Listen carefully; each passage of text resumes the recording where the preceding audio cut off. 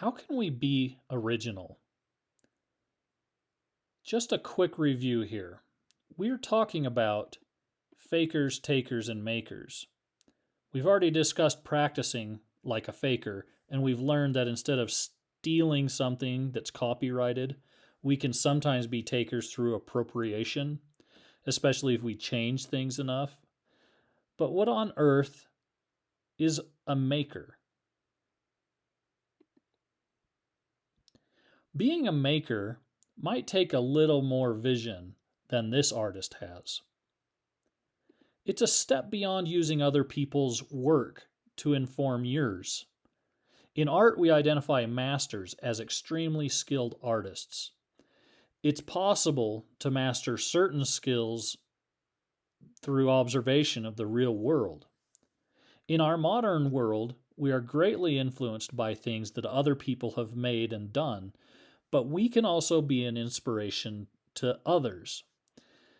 There are many, many ways to access tips and trainings, but what if there's another way to triple your vision in order to be original?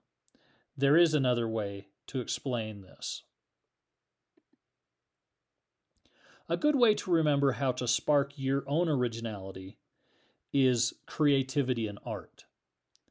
These next 3 I's will help you understand how to see and exercise creativity.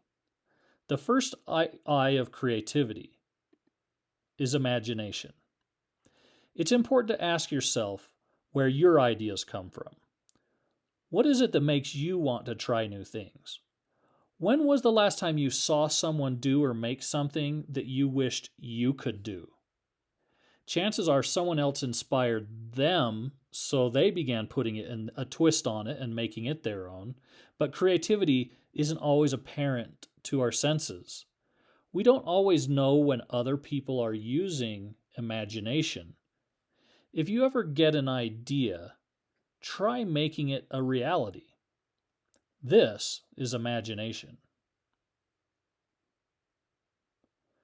The second I of creativity is incubation. Incubation is when we have a problem to solve and we need to warm up to a solution. It happens when we take time to ponder and think deeply. It happens when we're not distracted, and then when you least expect it, there's a breakthrough.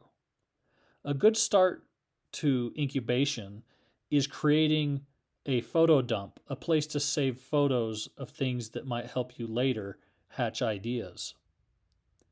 When we hatch an idea, we have to implement it. So the third I of creativity is invention. This is when we combine unlikely things.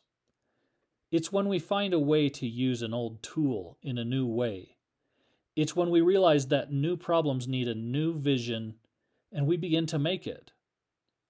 We begin to make solutions to problems because we regularly observe and recreate the real world in our art. We become makers, and makers are observers. Makers use their 3 I's. They imagine, they incubate, and they invent.